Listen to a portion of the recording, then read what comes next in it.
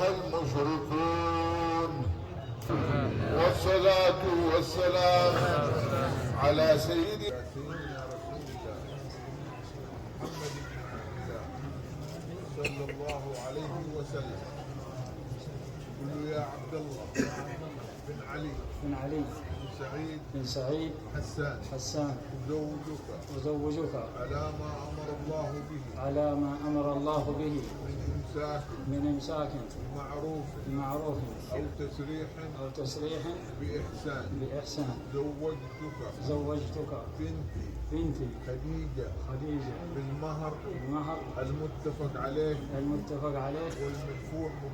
والمدفوع مقدما. قبلت تزويجها بالمهر المتفق عليه والمدفوع. قبلت تزويجها ونكاحها بالمهر المتفق عليه والمدفوع. صلى الله على محمد صلى الله